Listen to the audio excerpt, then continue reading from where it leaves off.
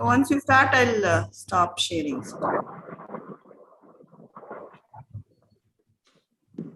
Shall we start, ma'am? Yes. Yeah. Go ahead. Yeah. Music is the greatest communication in the world. Even if people don't understand the language that you are singing in, they still know good music when they hear it. Good evening, friends. Respected Principal Ma'am, Dr. Anuradha, today's speaker, Professor Medini, and dear participant and my dear colleagues.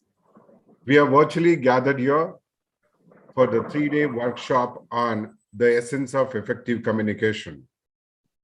The Padma Shri Institute of Management and Sciences is immensely happy to welcome all of you for this 3-day workshop, and has been scheduled today, tomorrow, and day after, that is on Monday.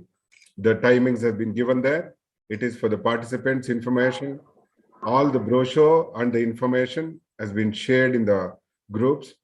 You kindly follow the timings and the day, so accordingly you can log in for the workshop. First, I take this opportunity to welcome our dear and honorable Principal, Dr. Anuradha Madam, on behalf of the participants in the organizing committee. I extend a warm welcome to you, ma'am. Welcome, ma'am. Thank you, Tamaya. And I also welcome today's speaker, Professor Medini, for this workshop, and she would be engaging the first session. And before I start the session and before I start the introduction to the guest, I request our respected principal ma'am to address the gathering and wish all the success for this 3 days workshop. Please, ma'am, over to you. Thank you, Dr. Tamaya, for your nice introduction. As we all know that this is the age of communication, and the entire world is ruled by good communicators. All the participants who are going to be here are going to have wonderful sessions by the team who are being chosen, handpicked by our Dr. Tamaya, and also they are good friends of Dr. Tamaya. At the same time, I would like to inform you one particular thing, that people who has chosen corporate communications as their open elective can be benefited highly by this particular workshop. The entire workshop is critically designed by the team, and they are also authors of this particular book on corporate communications.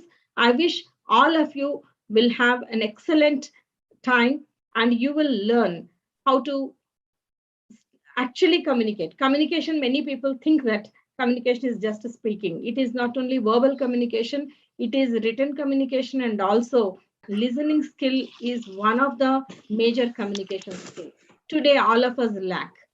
We are very good listeners only before the TV, before our Facebooks and Instagrams and all, whatever so. However, we are very bad listeners when it comes to people, when we interact in a meeting. Even sometimes I do cautiously try to avoid speaking more in a meeting because it should not be one way. You should never have a communication gap. I will try to always sort it out, the communication gap in our team, to have a successful you have a pleasant atmosphere in the institution. After all, we spend a lot of our active time during the daytime at our workplace. Our workplace is very, very important. Before entering into this corporate world, all my dear young friends need to understand how to communicate and how to develop your communication skills further. I wish you all the best, and I wish you wonderful workshop for these 3 days. And I also want to inform you one more thing.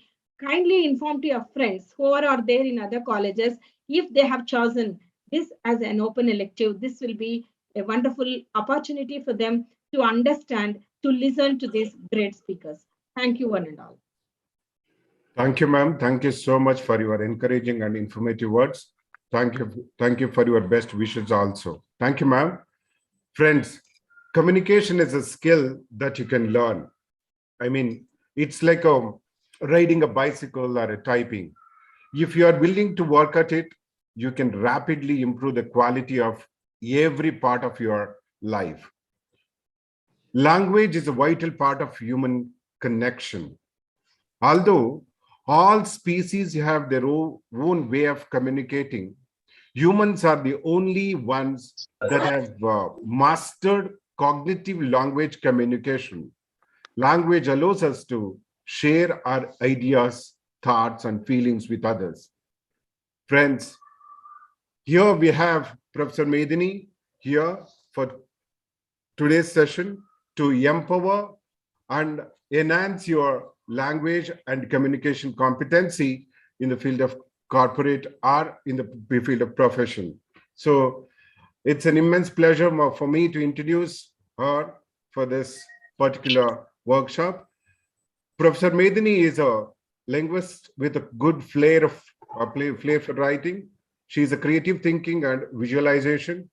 She worked with the advertising agencies and media houses and have 10 years of experience in writing for advertising agency as a copywriter, visualizer, and in print media as a reporter and feature writer. Apart from creative writing, she has insightful experience in manufacturing industry to deal with the clients and suppliers from various backgrounds.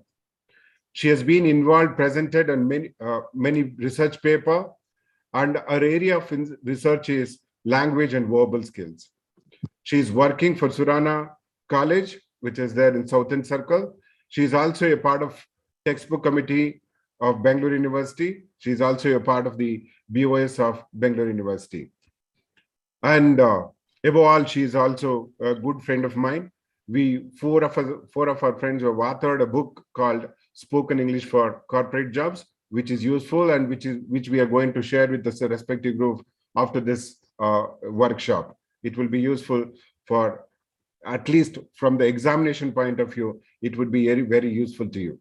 So now I welcome Professor Medini and take over the session on corporate communication and etiquette. So over to Professor Medini.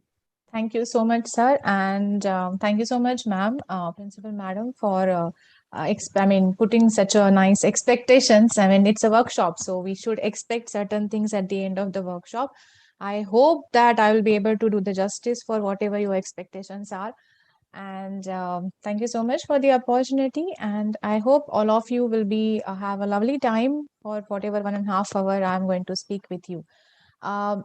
There are activities, but I don't know whether you can participate directly or not, whether that things are given to you or not.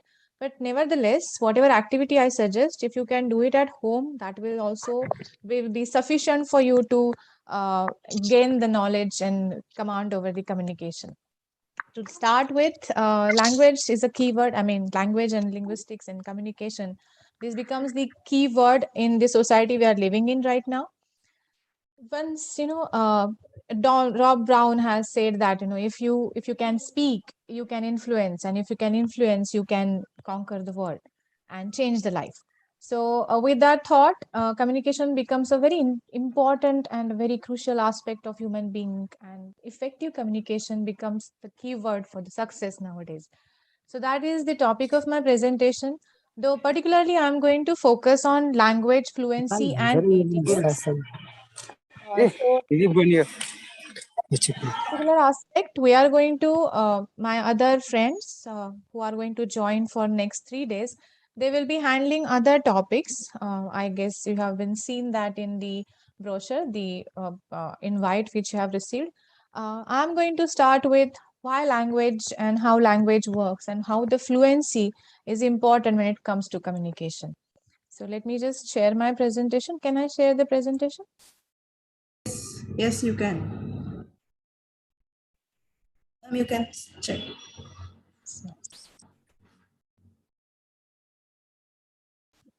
Hope it is seen. Yes, you can go for a slideshow, ma'am. So, essence of effective communication. My topic for today is language fluency and etiquettes. Uh, Ma'am, sorry, can you go for a slideshow? I am on slideshow, ma'am. Is it not seen? No. Because I am on slideshow. In my screen, it is slideshow. Okay, continue, ma'am. Let's try one more time, just a second.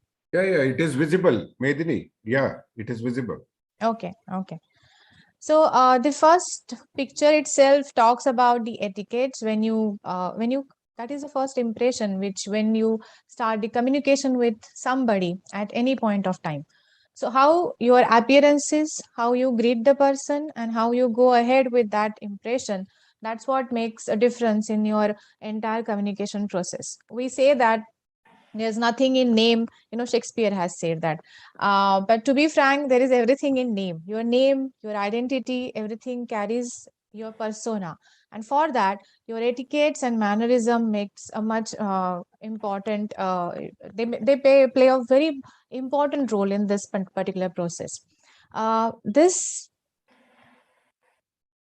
communication, the power of communication, as we have seen, this is basically related with each and every aspect, the day to day, your life, how you interact with people, what you do, your thinking process, everything is a part of communication. Etiquettes and mannerism are just the refined moment of a good communication. But when, as a child, we come into this world, we already start absorbing the communicative powers from surroundings. It is an innate ability of a human being to understand a language, to reciprocate, and to comprehend the language. So, having said so, there are four skills which a human has to acquire in the process of good communication. One, that is listening. You have to be a good listener, and I think Principal Ma'am has already mentioned that we are losing that one aspect of listening first. As a child, if you observe a child who has, I'm talking about a newborn baby or an infant or a toddler, he or she start understanding the language from the day one. And how that happens, that is something incredible, but it happens. And that is how we start understanding, observing, and gaining the knowledge about language. First we start listening, then we start speaking. Listening is the basic, and then comes the next is speaking. Reading and writing is something which you acquire over a period of time. So when we talk about the language fluency, the foremost thing which comes in our life is the listening, good thing. What is language fluency then? It is an ability of an individual to communicate effectively and clearly without any hesitation with other people in their common language. When I say communication, you start gaining the language and the linguistic abilities when you born, because your mother start talking to you in one particular language, you start responding and reciprocating to the same language. That's how you start gaining the linguistic abilities. If your mother is a bilingual, or you have a two languages has been spoken in your family, within no time you yourself become a bilingual person. For that, you don't have to go to any academy to understand what are the language and what is the language, how you are going to talk about it. You start acquiring it by the observation. The same formula you have to follow for language fluency. There's a slight difference between language fluency and proficiency. When we talk about proficiency deals with the logical aspect of language, where you will understand this a sentence in the context. So if you have an environment, you will start understanding the language. If you are not the first user or the first speaker of the language, you will start gaining the knowledge of the language, or you will start understanding language by observing the people. So on that particular language, you will start getting the proficiency. You will be able to survive by logically reasoning and logically comprehending the languages which have been spoken around you. But if you are particularly looking for the fluency in language, then that is something you have to work on.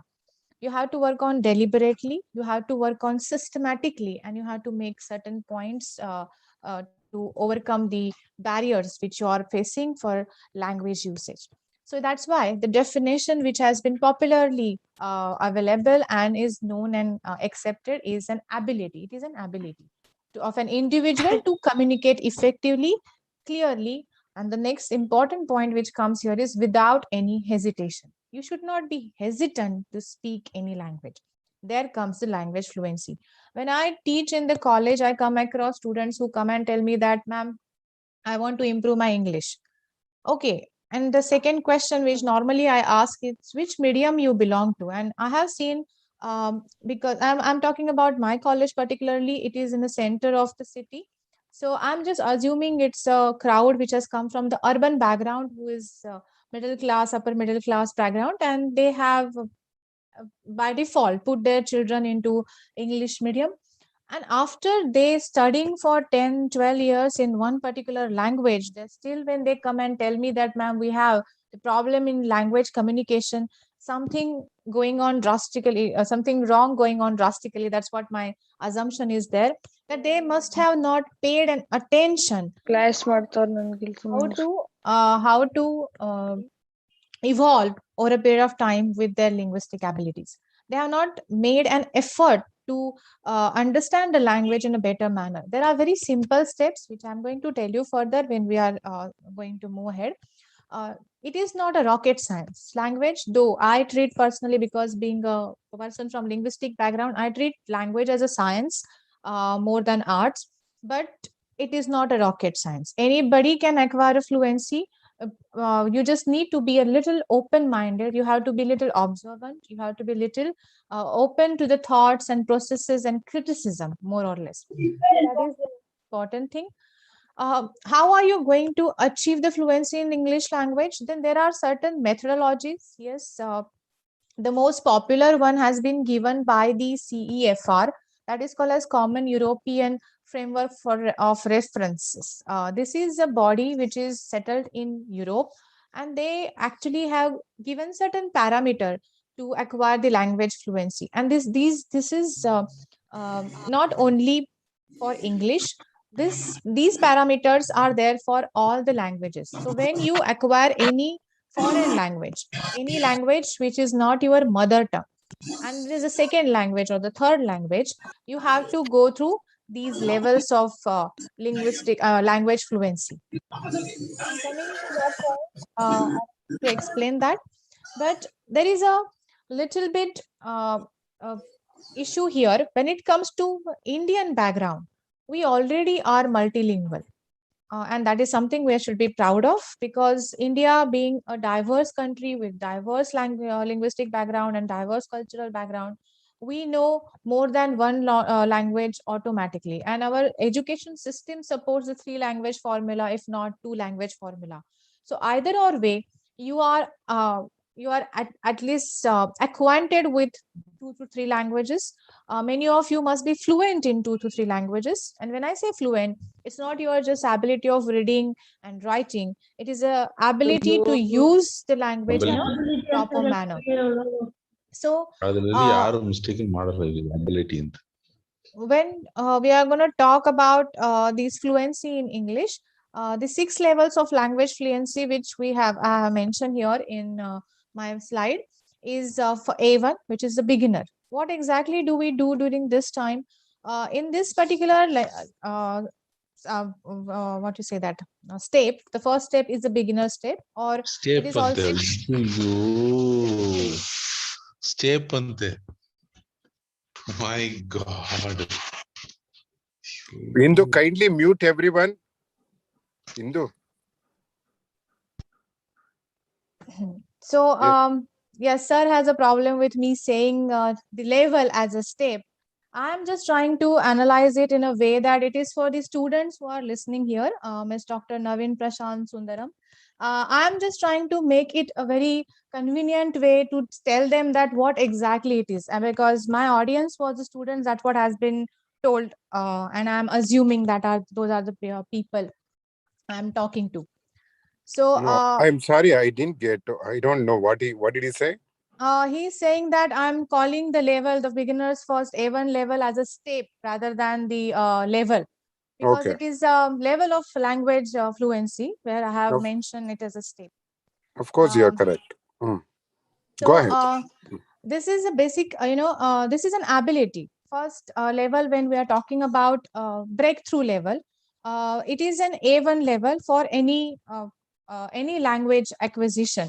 So the whole idea of language acquisition here is that when you basic ability to understand and exchange information, where you meet a person, now a person from a vernacular background, when he or she tries to talk to somebody, it is a basic ability where you just understand and share certain vocabulary, exchange some vocabularies with the other person. So it has a basic ability to understand and exchange information on familiar topics in a very simple way. So you don't have to be a more complicated. It is the way you go slowly ahead. It is a first level where you start at least putting an effort to talk in English. So that is the first step, and that is the first level which we have discussed about. Next, if we move on further, A2 is an elementary. Here, if we have to talk about, we can interact with native speaker if they talk slowly. If you, in that level, at the first breakthrough level, you can understand use of basic expressions like familiar words and phrases, and you can interact with the native speaker. Next step is elementary, level. Next level is elementary level, where you can communicate in simple and routine task, which requires direct and simple exchange of information. So basic personal and familial information like local geography, employment, shopping. So you can exchange the ideas on these lines.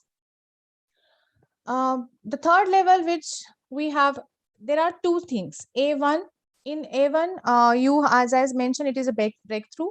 A2 is an elementary level. Here, you can understand simple information in text and videos, audios, with focus on familiar topics.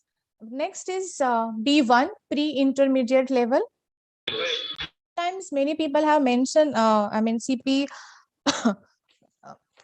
sorry.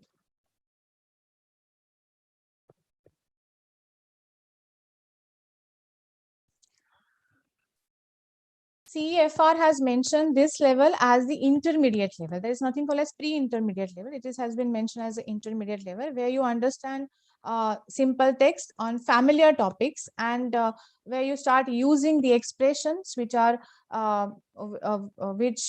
which talks like, here I mentioned that I'm beginning to able to express myself clearly, where you start talking about how you are feeling today, or how you are going to simple connected text, that is personal information describing experiences, events, your dreams, or maybe ambitions, your opinions and future plans.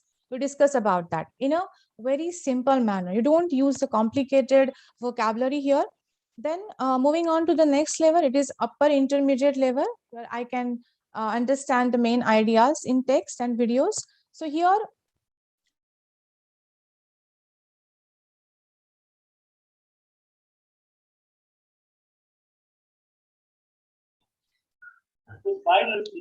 Ma'am, you're not audible. Ma'am, you can unmute yourself. oh, sorry, from where did you not hear me? Yeah, we can hear you. Go ahead. Okay. So upper intermediate level basically deals with the sentences like subject specific sentences, where you talk about discussion, sharing ideas on the topics such as how is the weather, or you can go for the subject specific topics. Like if you are talking about advertisement, so you can talk about particular ad. If you are talking about corona, you can have a proper corona communication over that particular topic using the scientific words and terminologies. So that is the level when you achieve, that is called as upper intermediate level, where you have explaining viewpoints, advantages, disadvantages. So you start communicating in a better manner. Next is the advanced level, which is for the proficient user, where you can use language flexibly for social, academic, and professional purpose. So you can interact in a context where you can express abstract ideas, you can explain your concepts which are absurd and abstract, produce clear, well-structured, detailed text on complex subjects, showing control organizational patterns. You can also understand wide range of longer clauses which are used in the sentences.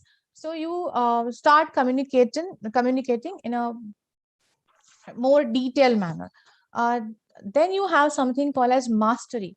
Mastery is where you start reconstructing arguments and differentiating fine shades of meaning, which is the most complex situation. So you start analyzing the text.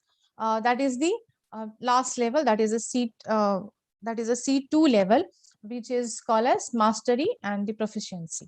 So these are basically the steps which are involved in the levels which are involved in the achieving the fluency in English. Just a second. Now, moving on to the language etiquettes, if I have to talk about what are language etiquettes? First of all, what are etiquettes? To define etiquettes, there is something called as norms which society expects certain people to behave in that particular manner. So etiquettes are basically a system of norms and customs, custom codes, which society has expected from an individual. It can be polite behavior in society by the members of the group. These rules and manners have been established by convention and followed by the society regularly and diligently, and that's how they expect the other individual to behave as well. They are the guiding principle of our behavior, the etiquettes and mannerism in social and professional surroundings, and most of the time they turn out to be the assets because they tell you the explicit terms what rational and what is logical, and how you are supposed to interact in the social context, and how you are going to have a sharing of ideas. So that is why the etiquettes and mannerisms are most important. So when we talk about the linguistics etiquettes, how they are important in exchanging an ideas, we have many videos which are available on YouTube. If time permits, I'll show those videos to you. If not, we have also given it in the your syllabus that you have to watch these videos in TED Talks or British Council libraries, where you will understand what are the etiquettes, what is a good communication, how to behave in particular manner, how your body language should be, and all these small points make a difference when we get into a corporate environment and people start observing us. So these social etiquettes, which are the norms, mandates for good communication, they normally develop a personality in front of the audience or in front of the viewer or the people you are interacting with.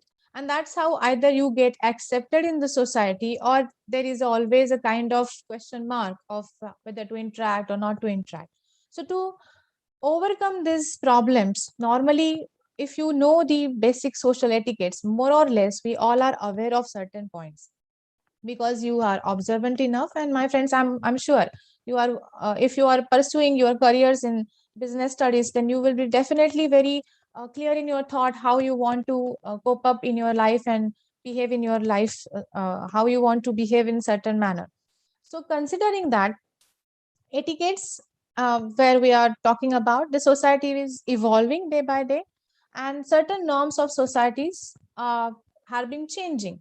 But corporate communication is most important thing because that is something which defines the manners and your uh, your attitude, which is going to make your personality.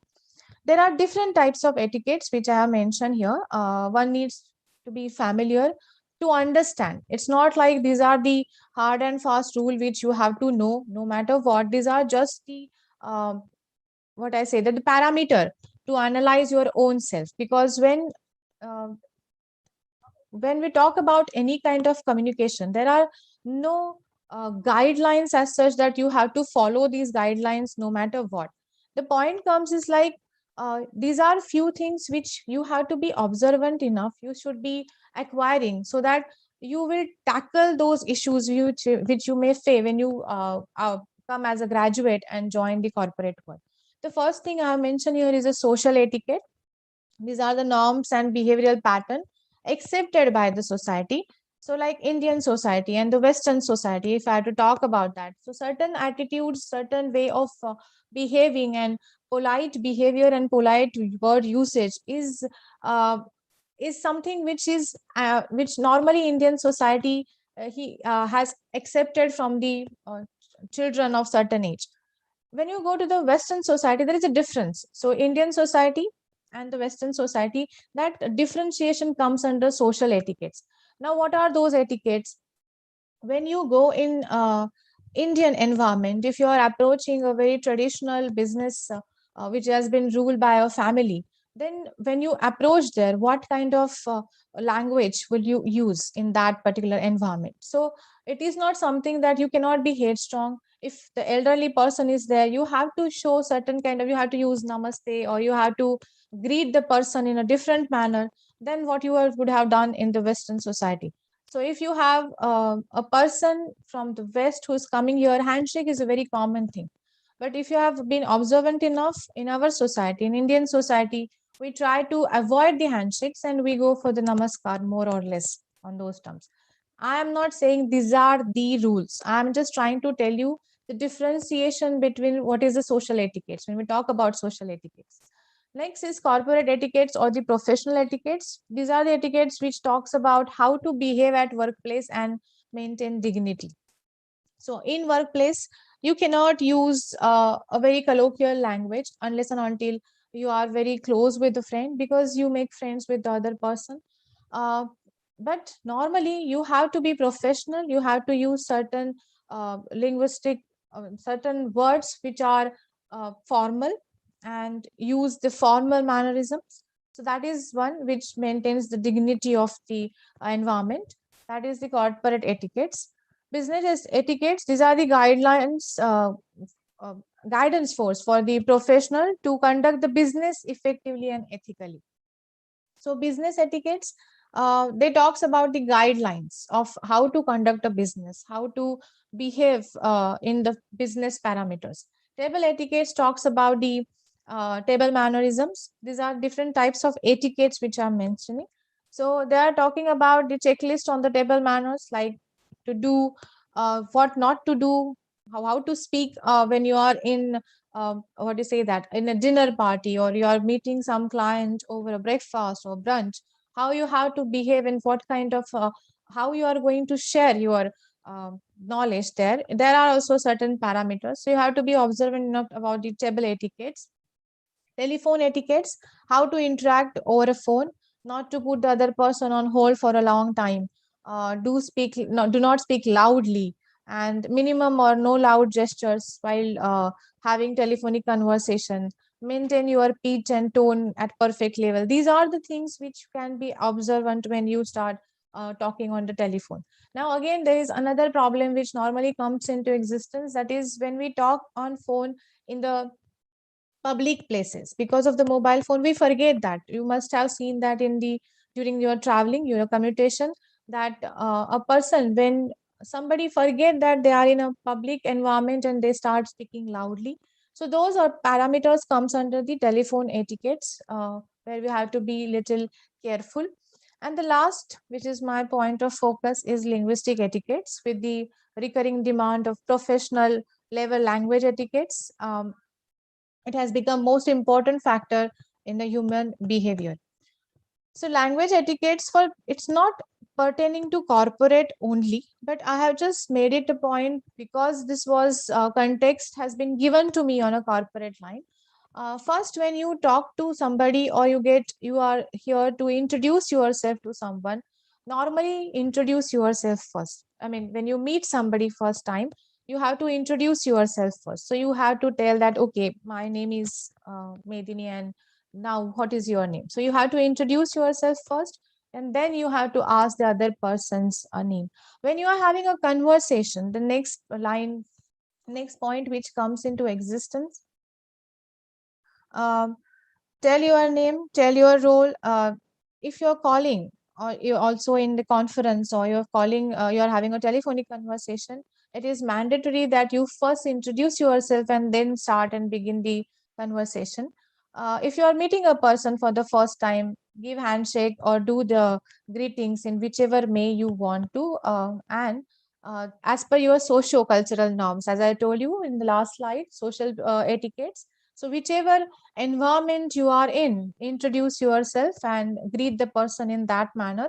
And then uh, be a little careful. I have actually forgot to mention that point when I was talking about the social etiquette. Sorry for that. There are certain, certain cultural observe certain things.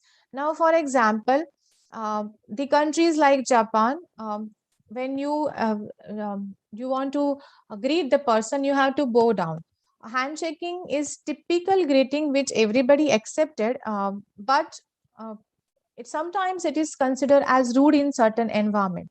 So going on to if you are going to shake hands with anybody, then better you stand up and then do that. So these are certain regulations which one needs to observe.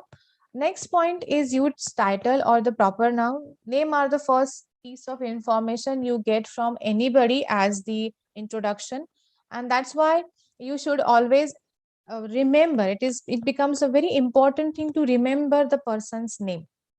If you don't understand the pronunciation of the name of the person, better you clarify it, but do not call them different name, and be careful by using the proper nouns.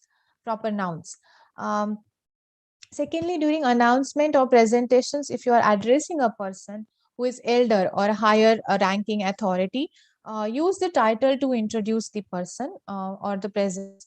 And it is not necessary for every person at workplace all the time you have to use the titles, but when you are using the professional forum, it will be advisable if you can give the designation and understand the uh, I mean, call the person by his designation. Next is body language. Whenever you are going to present yourself, stand straight, maintain eye contact, keep good postures, put smile on the face while presenting, look at the audience and praise the person you are addressing. Keep at least 1 foot distance between you and the speaker, because we are tend to go close to the person, and that is considered as the wrong behavior, or it is considered as bad manners as well. Next, professional tones. It doesn't matter if you are meeting face to face or on phone or through mails. Each interaction needs to be professional. To strike up the conversation, compliment or something, remark on your surrounding. It can be more, it can be from weather to book one is holding. Try to ask open-ended questions in your Please, Chandana, during your please mute your microphone. Chandana.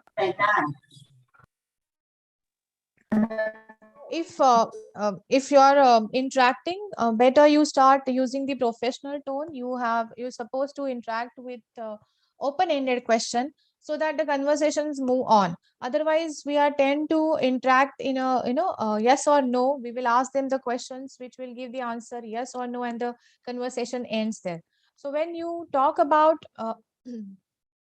any corporate communication, if you want to have a good rapport with client, it's always advisable to ask the open-ended questions. Do not use insulting or abusive or casual words in the speech or writing, and do not even utter a personal grievances like your problems. Nobody is interested in listening to your problems. So when you are maintaining the professionalism, try to be more formal and try to confine your emotions as much as possible. Proper grammatical usage. Each message, written or spoken, reflects you, and so make sure the professional. It is professional. It is proofread, and your mails or typo errors have been completely taken care of. And use proper grammar and punctuation. We are not expecting you to use jargons. We are not expecting to use the words which are heavy, which you yourself cannot be able to understand, but try to be simple but grammatically correct, and that is the most important thing. Next point is social behavior. All of us have become so attached to our phones and tablets and the so-called wireless devices.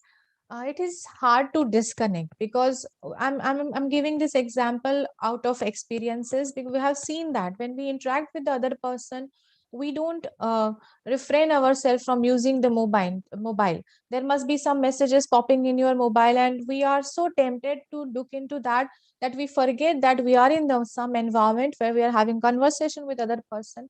It is a very bad behavior to ignore a person or fiddle with your phone when somebody is having an interaction with you. So try to maintain that social behavior during meeting time. Switch off the phones or keep them on silent. Secondly, one-on-one conversation or personal conversations on phone, do not use the speakers.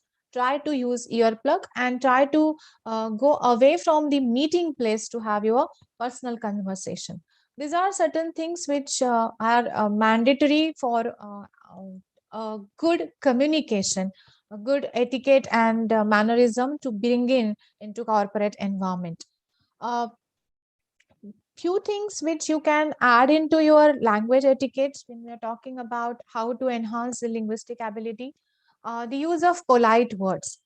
If we see, because of the so much of usage of information and technology, and we are so tend to isolate ourselves and try to interact more on the WhatsApp and social media than on personal tone, we have forgotten the art of communication. We try to talk to each other, and more or less, if I mean, when I observe my students talking to each other, we find that they are using so casual words, or they are using either rough gestures, which we find that what happened, are they fighting, or are actually they are having a conversation which is very friendly. We are not able to understand that. We realize words, polite words and the polite phrases have been vanishing. So it will be very useful if you start using the polite words. Now, what are the polite words? If you see, in Indian languages, we have something called as honorifics. Honorifics in Hindi, we normally attach the prefix G to the words. So when we talk about Mahatma and we attach the G suffix G, we talk about Mahatma G. It is something which is politeness. I mean, we talk, interact with that. So when I mention about the language politeness, this is a thing which we are talking about. There are two types of politeness: one which you show in your attitude and mannerism, and the other one which show in your language. So language, use the polite words, use honorifics. If you talk about, I'm not that fluent in Kannada, but I think when you use the Kannada words, you try to use the affix avaru. It means something honorifics. The way in Hindi we have aap, that is an honorifics that gives a little uh, um, what do you say, that fineness to the language which you use in corporate environment. Polite, I mean, you will come across something called as politeness strategies, which has been mentioned by Brown and Levinson. In fact, that has been mentioned in the book as well, where we are referred about the face, something called as negative politeness and the face value. Referring to the face, politeness strategy, which Brown and Levinson has used the term face, it is derived from, or the entire notion of face is expression, is an impression. When you present yourself in front of somebody and somebody remembers you for your polite behavior. So what are those behavioral patterns? It is all depend on that. So face is some notion, it is a notion of a language politeness which has established here. And it is the face act. If I had to explain further the notion of face, then the face threatening act is mentioned. It is something which every speaker has to be careful of, where one word here and there in your speech may change your entire persona. It may change, it may hamper your face value. It is going to be face threatening act if you are impolite, if you are informal, if you are using abusive or the very casual words in your corporate environment. Then suddenly your face value comes down, and that is what is something which one need to be very observant about. Further, there are certain words, certain phrases in which I have mentioned as an example here for the polite behavior or the polite language uses. When you meet people for the first time, you have to use I am, and then you have to mention your name. Then you have to further move on and saying it's so nice to finally meet you. So while having so, you have to interact with the person face to face. Then you have to further move on conversation. You must be maybe somebody. You must be Nitesh. That's how you have to move on. And here is my business card. So this is the first time when you meet somebody and you have to interact with somebody, how you are going to use the polite behavior and phrases or the persuading words. This is one example. If you have to talk about uh, interact in a small talks in the beginning of the meeting, then uh, you have to start the conversation with casual manner, but not informal. There is a difference between casual and informal. So you can ask a person, did you have any trouble finding the location? Did you have any trouble getting here? Or how's your journey? How was your flight? Is this your first time in the city which you are calling them? And it's a nice day? Start the conversation on this tone. So we have certain situations and there are certain way of using these phrases. They're written in detail in the book if you have it for your studies. If you have a situation like responding to getting down on a business phrase, so you can talk about, yes, if you're agreeing the phrase, you can say, of course, sure, let's see how it work out. So thanks. If you have a polite language at the beginning of the meeting, so you can start talking on, thank you for coming all the way here so far, and today early morning, and I'm going to start my presentation on that note. So there are certain ways to use these phrases, and there are around 24 phrases which we have given you in the book for your studies. If the situation where friendly language at the end of the meeting, where you have to use, you can say thanks, that was very useful. You can also say that it was great to see you, it was nice and so nice to finally meet you and heard from you. Have a good weekend, good trip, have a good fun and safe journey. So this is how you use these polite phrases. Of persuading words, that is another thing. Normally in English language, adjectives are acts as a persuasive words, and sometimes you can use the verbs like abolish, accelerate, achieve, implement, refer as in persuading words. So use these persuading words in your corporate language etiquettes. The point here is that develop your vocabulary. That is going to help you to achieve the linguistics etiquettes and mannerism. Moving on further, I have how you are going to develop a vocabulary. That are the few things which we have in the platter today. One is that to develop any vocabulary, first you have to develop reading habit. So you have to be building your vocabulary, and this is the most easiest way to encounter words in particular context, that is through books. So start this habit of reading and develop this habit of reading. Seeing words appear in a novel or newspaper articles can be far more helpful than seeing them appear in vocabulary text. That is one thing. So use those words, start reading, because when you start reading book, you understand the placement of the words, and that helps you in a better manner. Use the dictionary and thesaurus, because dictionary and thesaurus that usage has becoming limited day by day. So if you start using it, what you will gain is, first you will understand the spelling, pronunciations, part of speech which is belong to, word origin, synonyms, antonyms, and you get a complete knowledge of that word, in which way and how many ways you can use that particular word in a context. So use the dictionary and thesaurus to gain the vocabulary. There are games, play word games like crosswords, classic games like Scrabbles, Boggles, Pictionaries. They can be a fun way to expand your English vocabulary. If you really want to be efficient, follow up the rounds of these words games. They are there online available. They are free of cost. So to develop, you can actually log in and you just in your pastime you can play these word games. That will be helpful. You can use flashcards. This is a quick way to build large vocabulary. study number of words via flashcards. So it's a digital age. So you in smartphone, you have apps like you have apps which makes the flashcard convenience, easy and organized. So you can always go for more and reasonable assimilation. Then there is something called as subscribe to online feeds. So you will get the suffixes, prefixes, roots and many other things where you start using. So you will have a platform where it provided a word a day. You will have a website. You will have the British Council also gives you this each one word a day.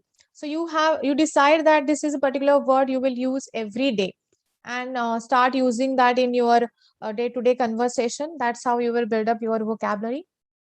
And you can use that via app or email or your friendly conversation with your friends. There's something called as mnemonics. Now this is basically a device this device is used for the students who are the special children who has the problem in acquiring languages. Normally this is used with them, but we found that it is also helpful for other students who wants to develop their vocabulary. So this mnemonics device, which helps you to remember words, definitions, and proper uses. For instance, if I have to talk about arithmetic, so here it is in this chart, it is given 7. So how they have used it in a creative manner. So you remember the word 7. That is how you start using these mnemonics. And these are the things, these are something creative, which you will find everywhere on the website. Then comes the practice using new words in conversation. Every day now you have achieved the words, vocabulary which has come to you. You must have come across new terminology every day. Now it is mandatory for you to use it in your conversation. Then only you will be able to remember it. Otherwise you will forget. So practice using these words. And that is actually the end of my presentation, where we having said so many things. Why do we need the language fluency in English? Because this is a world which belongs to the English, and when you go to any corporate job or for any job for that matter, this one language which becomes either barrier or it becomes a boost in your career. So that's why you need to have this language fluency. You need to acquire the fluency in English language, and that becomes very important part uh, uh, in life. I have a few videos for you to see to understand the language fluency. If you have if you give me the permission, I'll just try to show Sure, this. sure. You can.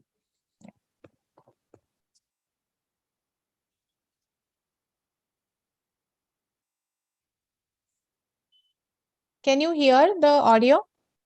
No.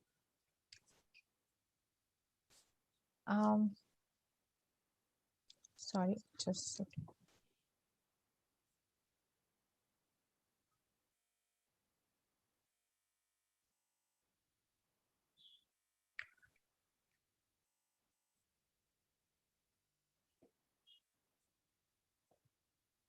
Audio is not, you can't hear it. It's not audible, right? No, it's not. No,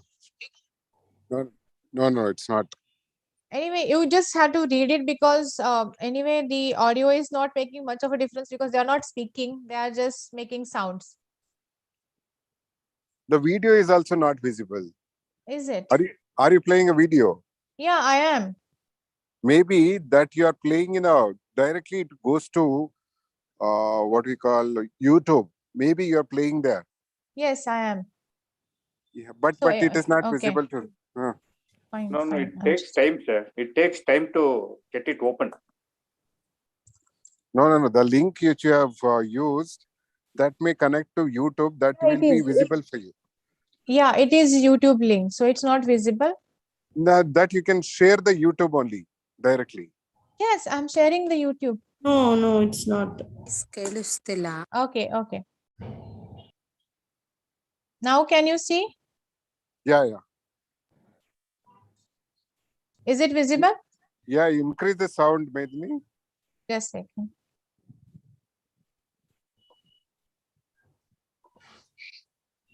Is it okay? It is visible, but not audible. Okay, you just read. It is important that you should read it.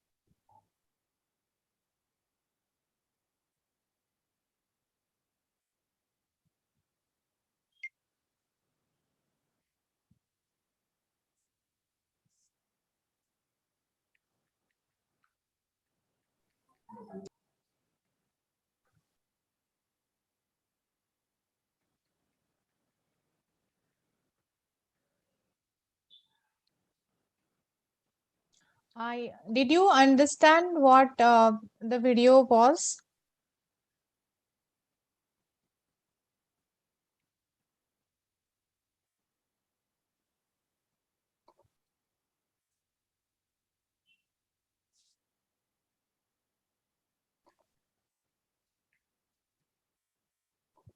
Am I audible?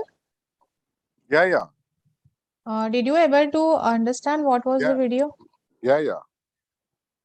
Yes, it was basically, it is talking about that if you don't communicate properly, then what will happen? It's all about that. That when these bear has decided that he is going to, he has have a list. There was a necessity of a right communication, right question to be asked. The other two animals, they went to bear and they have asked like, are we on the list? And he said that, can we have it? So he just ate them. The rabbit was very smart, who went and he asked like, can you take me off of the list? Then he has been saved. So it is necessary for you to ask the right question at right time, and that is the proper communication is all about. That is all with my presentation. Any questions about this? Please feel free to ask. Yeah. Before we'll go for the questionnaires, I would like to ask you, like I'm requesting you to, Yes. at least informs, at least expected questions. What kind of questions may come for the examination from this Okay. chapter? Sure, sir. Are attending for the examination perspective, so they are expecting you to tell some questions they may note down. Okay, sure, definitely. The kind of questions that are going to be theoretical, because we expect the practical knowledge at the classroom level. Whatever I told you is just a brief of what is there in the textbook. The point comes in your exam, there will be questions like you have to define, you have to talk about the vocabulary, or what is how to build the vocabulary. You may get a questions like what is the body language, write note on some politeness. These kind of questions, theoretical questions you will get. The question paper pattern is set in a manner that you have 2 markers, you have 5 markers, and you have 10 markers. So, though it is the open elective subject, we expect you to have a practical knowledge, because that will be 40 marks are gone for that. So, there are exercises which your class teacher or the teachers, the subject teacher will give you, where they will try to understand your language levels.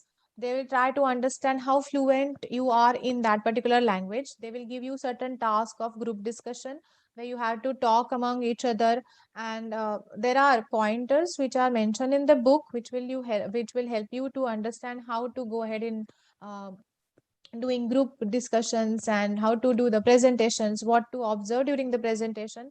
As I mentioned, when there are exercises which are given to use the phrases and the words and the verbs which I talked about, polite phrases, polite words, the persuasive verbs. So there are situations which are given in the chapter, like weakly agreeing or reluctantly agreeing. So if this is a situation, if your teacher gives you that you are in the meeting with a client and you are not agreeing with the kind of business deal you are cracking, then if you have to show that agreement, but you are not happy completely, then how are you going to show that? So you have to go through the phrases like, you might be right, but uh, can I have the other offer? So how you are going to tackle that? You can't outwardly say that this is not, I'm not accepting it. It sounds very impolite. So how you are going to tackle that? So there are certain situations are given, and there are uh, examples are given which phrases to use. So you have to use those phrases. These questions are not going to be there even in your theory exams. Um Theory exam on this particular chapter of language fluency, you will be writing the 2 markers where you will have to give the definition or talk in whatever is written in the book. So that will be 2 markers. That 5 markers you have to explain, give example when it comes to note writing, short note writing, because we have asked questions like if it is a presentation skill, then we have asked the steps to make presentation, or we have given a certain presentation topics and we have asked you to present it. So we know that you cannot present the PPT there, but we want these steps, what comes first and how it will be done. So that can be handled. Then there are 10 markers which you have. There you need to write answer for 10 marks. We expect 1.5 page in there. Again, it is descriptive and theoretical, where you have to talk about, elaborate the intonation and voice modulation. Um, Now that is one aspect I think I have not spoke about. Let me just clarify on that. There is something called as intonation and voice modulation, where you use your pitch, your tone. You try to modulate and try to be polite or impolite. So this intonation and voice modulation is another aspect which you have for your studies. You may get a question on that. Uh, what is modulation? It is something where you talk about rhythm. In a language, you cannot be monotonous. You have to keep changing. You have to use the upper speech and lower speech. You have to tackle that. So that is something which we are looking for. You have the definitions mentioned here. So you will get a questions on intonations and voice modulation. What is there in voice modulation? Elements are there in voice modulation. So you have something called as volume. So how loud you should be. If you are doing the speech in a public forum, your voice should be reachable to every audience, and that's why your voice loudness is depend on how you are going to talk to, and what is your audience capacity or the size of the audience. So elements, the first one in voice modulation is your volume. So it plays a vital role to give clarity in the speech, and it is very easy to modulate the voice. So it always dependent on the size of your audience. The second one is the pitch. Pitch is your rise and fall in the in the communication. So when you speak, your voice create high or low sounds, and for impressive speech, you have to capitalize this fact. You have to keep the tone. You have to keep changing your pitch, and that is how it impresses the audience. Then comes the pace. Pace is the rate, the speed of your communication. And communication is always a two-way process, and that's why it is necessary for a listener to listen and comprehend, and that's why a speaker has to be always very much aware of what kind of pace he is using. Is he going too fast? Is he going too slow? Too slow, that is also not going to helpful. At that other video which I had, it has the scene from Zootopia. I think many of you must have seen this animation movie called as Zootopia, where you have the scene of sloths who are there in the they are working as a bank employees. So the pace of the sloth is so slow, so you cannot cope up with that. So it should not be either. There should not be extremities of any way. You should not be too fast, neither too slow. So you have to maintain the pace for the good communication. That is another one. Your speed of your delivery, your voice modulation, everything matters. The fourth point is pause or the silence. One way to achieve successful speech is to use pauses. pause to ask for an answer, questions, to allow to sink in an idea, to use references. If you pause, that gives the speaker time to understand the point which you have just mentioned. And that's why it is important. And the last in this voice and modulation comes the resonance. Resonance talks about the voice quality, and this result from the sound vibration. Here, every phonetics matters. The your autistic modulation is what is important. Your oral cavity, your nasal cavity, and how you are going to pronounce that everything matters when it comes to resonance. It is something which you can acquire, like a theater artist. When they go for the theater workshop, they go under this voice modulation exercises. If you do that, you can achieve that also. So these are the 4 elements which you have for your studies, and you have intonation patterns, you have falling intonation, rising intonation, and fall rise intonation. So when we talk about intonations, the falling intonations describes how the voice falls um, on the final stressed syllable or the phrase or the word. A falling intonation is common in WH questions. Like if I had to ask you the question, where is the nearest post office? So where, there is always a rise at the beginning of the question, but when I come to the point, it goes down. So if I had to talk about what time does lecture finish, the finish has the punch here. So that is, you have to you will acquire this by listening to the speech more and more. So I again suggest you to go for speech. You have to listen to speech by the public speakers. You have to listen to the uh, audio. I mean, you try to listen to movies rather than watching the movies. How they deliver the dialogues, how they are modulating their voices. If you can listen that, you yourself will start acquiring. Start imitating them in front of mirror. That also helps you to acquire the finesse in voice intonation patterns.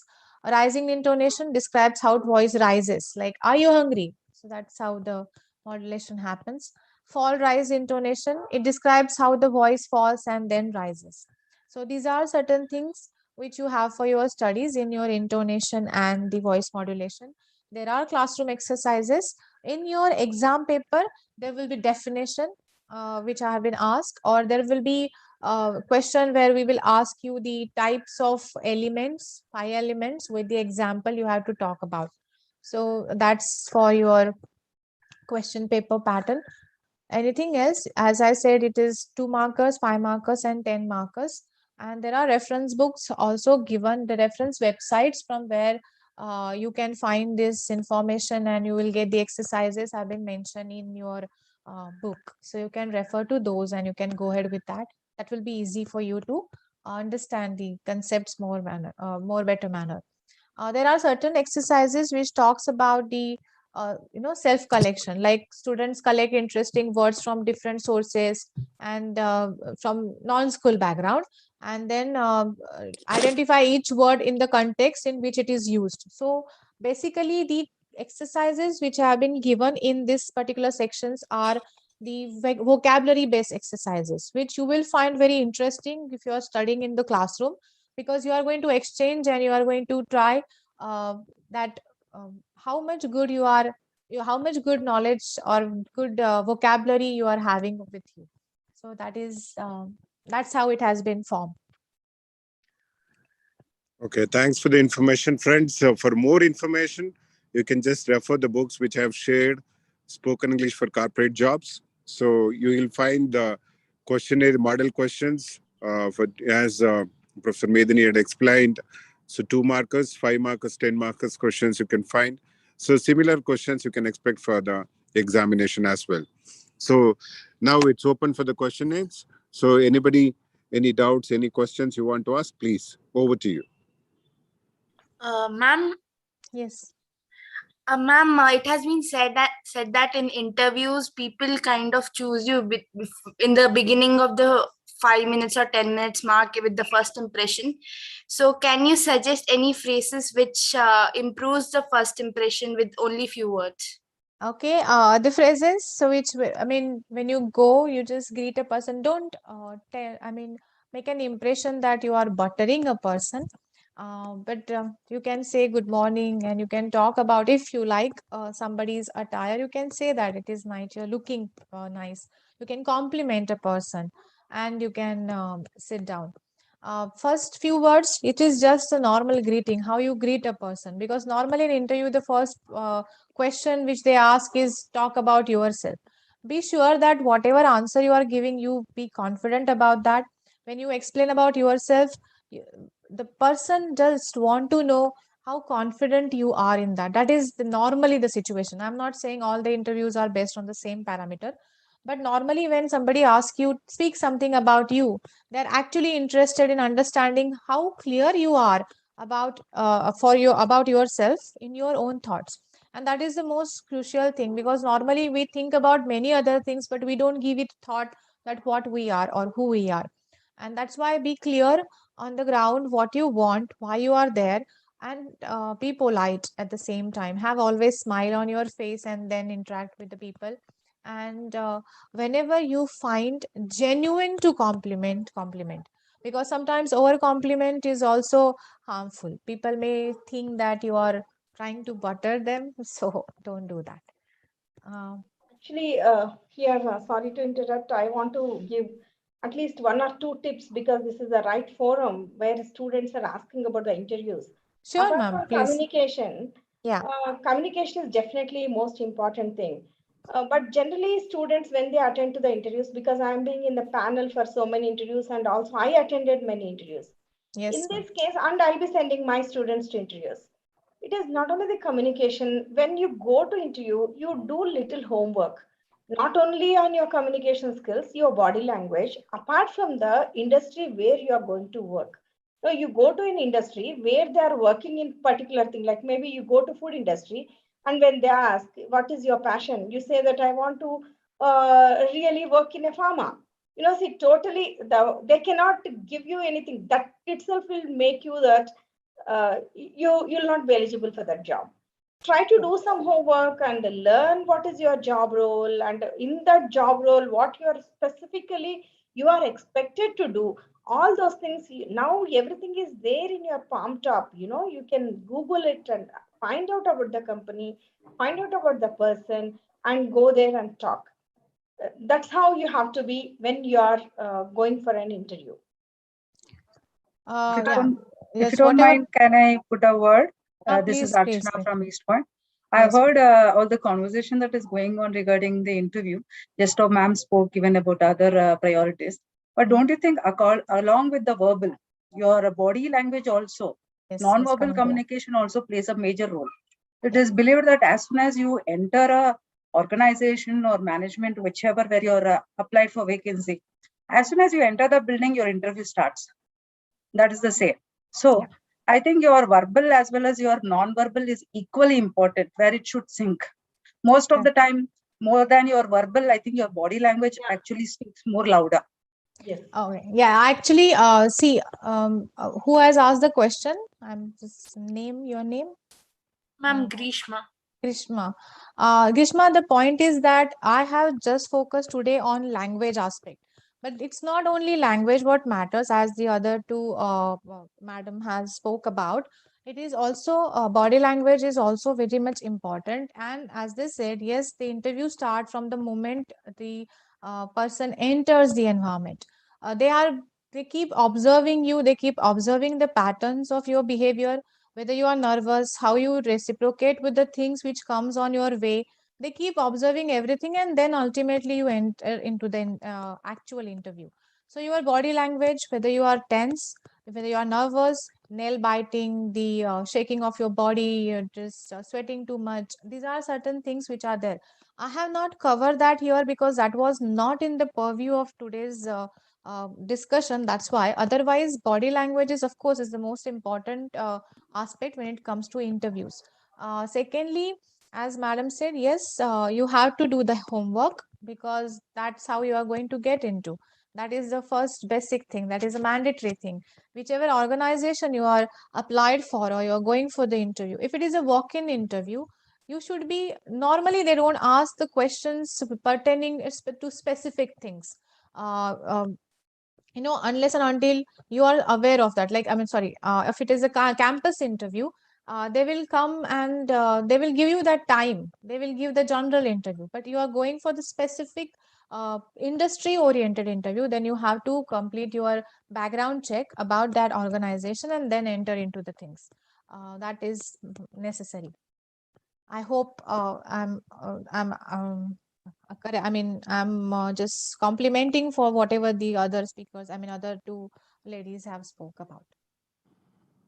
Good evening, Dr. Medini. This is Dr. Shankar Murthy. Sir.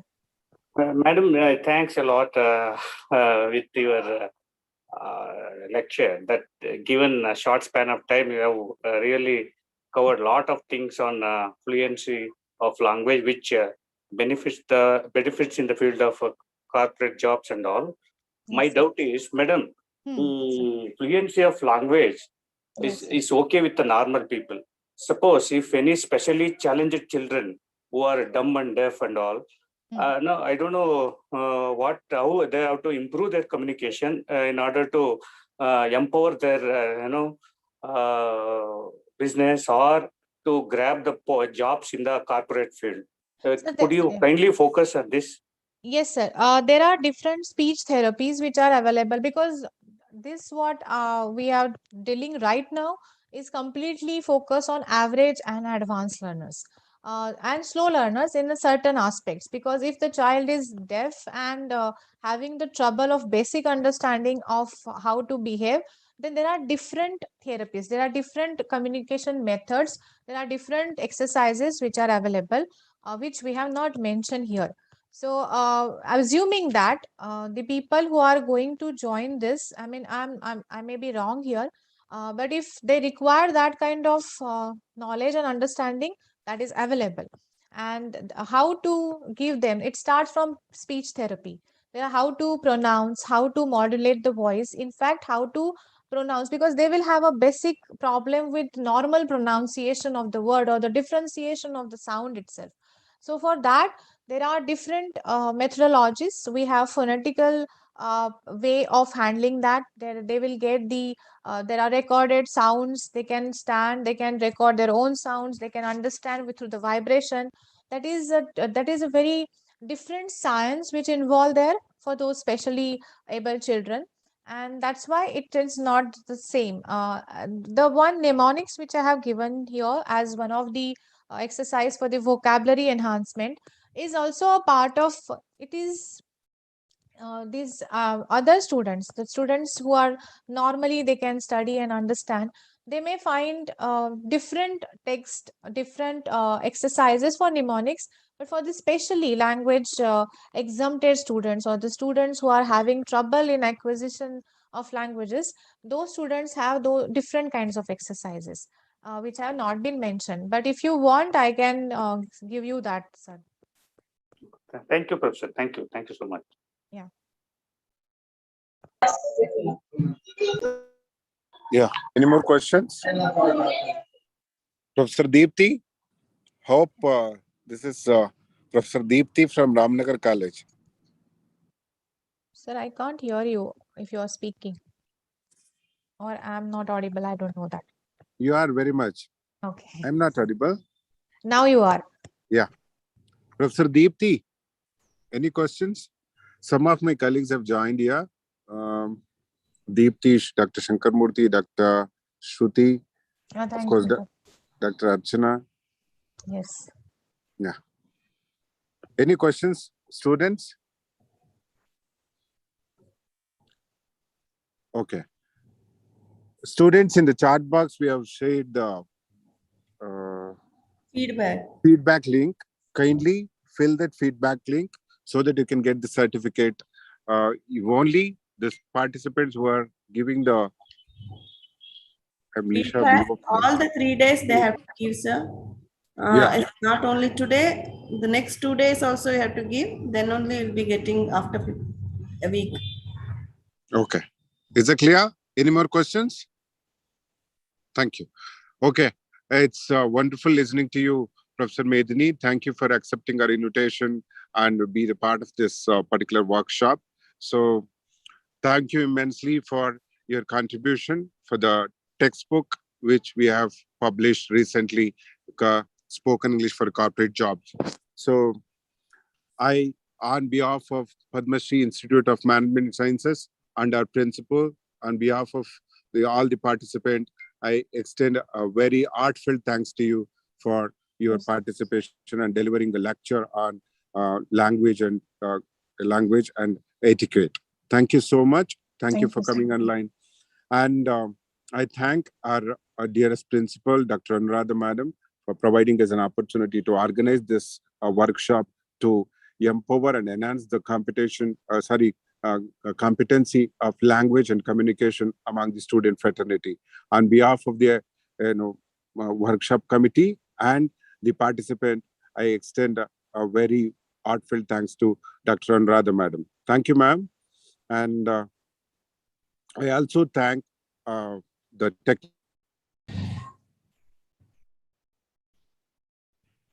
So you're not audible. Technically, Dr. Hindu, for the Zoom meet, all these things. She's taking care of entire thing. And I thank from my bottom of my heart for your effort, for your effort to make this program a very successful. Thank you, Dr. Hindu and your team. So the next session will be tomorrow morning. You please announce. Yeah, sure. Announce that. Yeah. Last but not least, I thank all the participants, especially my colleagues, friends, Dr. Shankar Murthy, Dr. Archana, Dr. Deepthi, Dr. Shruti Talaneri, and many more. I don't see I may miss out some names, but don't mistake me otherwise. Thank you all. And tomorrow we have 11 o'clock session, 11 to 12:30. And after that, in the evening also, we have the second session of Sunday. So 5:30 to 6:30 or 7, 1.5 hour session we may have. Tomorrow we have 2 sessions, morning and evening. Kindly attend and kindly participate in all the 3 days workshop and give your proper feedback so that it may encourage us to conduct many more workshops in the coming days. Thank you one and all. Madam, shall we end the meeting, ma'am? Yeah, go ahead, Kamaya. Thank you, ma'am. Thank you, ma'am. Thank you all once again. Good night. Thank you, sir. Thank you, Thank you, sir. Thank you. Thank you. Hope all of you